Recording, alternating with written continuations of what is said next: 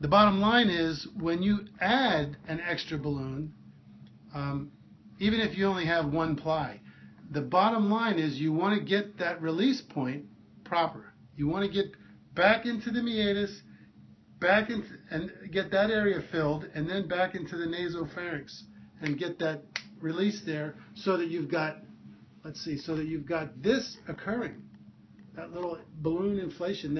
That's where you make the changes. Okay. A lot of people are putting it in there and you got this going on. Yeah. Well, you don't want that. You want, because you got the turbinates to deal with. You want that thing just coming through there like that. Okay. That's where the dexterity really comes in. And how many of these have you done, you think? How many of these inflations? Yes. Oh, thousands. And how are you related to Stober? I met Dr. Stober in 1976 when I went to Western States. Okay. One of my mentors was a old osteopath who was 86 at the time. Okay. And he was a friend and colleague of Sutherland's. And he studied with Sutherland. Okay. But he was teaching at Western States. His name was Wendell Diebold. And he said, we got to be good friends. And he was a rep at the time for Standard Process. And so he told me, you got to go meet Dr. Stober, because Dr. Stober, he said, this stuff is so much more dynamic than what Sutherland was doing. He said Sutherland was good, but this is so much more dynamic. So he said, you got to get to meet Stober. And then I went to, when I was in school, Stober had an endocrinology class. And he was talking about the pituitary and the primary respiratory mechanism and the symphony of movement and this and that in the head.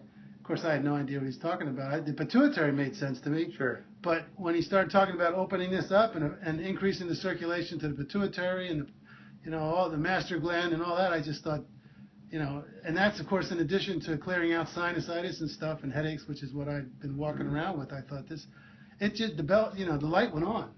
That for me, it was it. The light went on. I said, I got to learn this. And so from that point on, I just went after it. So, what's the most unique case would you say you've had? I know you probably got lots of them, but well, I'll tell you one the other day. This kid was in the woods, and he and his buddy were waiting for the guy that ran this. It's called a loader, and so they thought, I think it was a loader. I mean, I think that's the jargon. There's a lot of loggers out here. Anyway, they said, well, I'll tell you what, it'd be like you and me out there in the woods, and I'd say, okay, you go ahead and run the loader, and when the guy comes, he'll pick up. Well, anyway, it's like you're running the loader, and there's this big thing on it. Well, the kid lost control of it. And so it literally crushed this kid. Crushed him.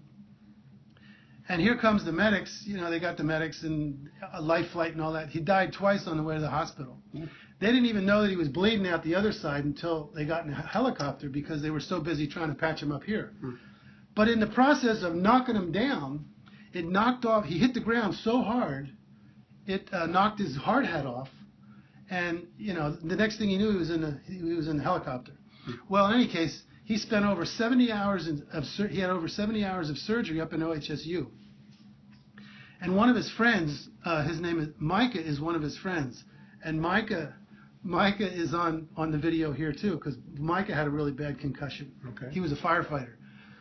And so Micah said, you gotta come over here and get this work, because it'll help you with your headaches and his vision. He's 26 years old. This kid's 26 years old now. So now he's got glasses, he's got a hearing aid, terrible sinus problems, headaches.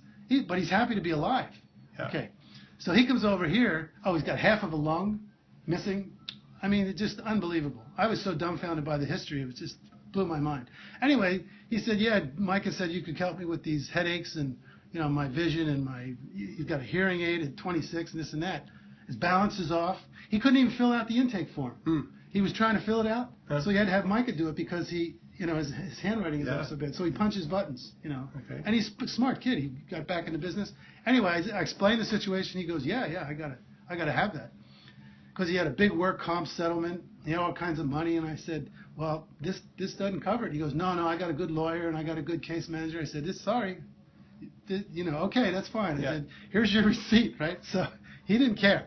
So I popped his head, and he said to me, one of the first things he said to me was, I've had over 70 hours of surgery on my body.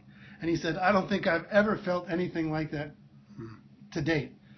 So he gets up, and one of his biggest problems is he gets these panic attacks when he gets stressed out because of his lungs and his. Never had a chiropractic adjustment. Never had a chiropractic. So I told him all I'm going to do is adjust his head. So I adjust his head, and he left, and he was all excited.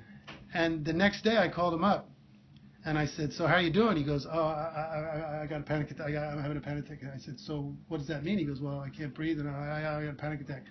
And he's on 4 different drugs, and I said, "Go to the hospital. You just go to the hospital." Because what I did is I sent this surge through him. Yeah. And the panic attacks were normal, but he said, I just get these, and he's afraid he's going to lose his breath. So anyway, I sent him off, and I thought, okay, that's it. So yes. So anyway, he called me a couple days later. And he said, "Doc, I can't tell you." He says, "I feel so good." He says, "I'm going to keep doing this," and that was it. Yeah. But the point is, it was such a surge. I mean, you just never know what's going to happen. What's going to happen? And then I'll tell you another one real quickly. Recently, this girl had a car accident. She'd had 2 sinus surgeries before the car accident. She had basically a nose job. So she got hit hard from behind, hit the car in front, and thumped her head. So all of a sudden, she started bleeding here. So she had violent headaches, and they CAT scanned her and everything. I'm going to digress. This kid that I was telling you about earlier, he'd also had 2 bleed outs in the brain. Cool. So, I'm thinking, okay, so I just used the analogy that if I open it up, that's going to reduce any compression. Okay, so fast forward to this girl.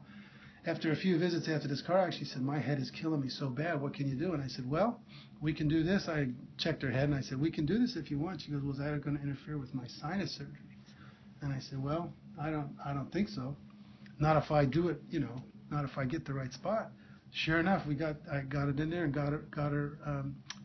Her headache was just like about 50% gone, just like that. So I saw her again yesterday. She wanted another one. So the thing is, the plastic surgeon is working on the cartilage and all, I guess, I don't know, whatever it is they do.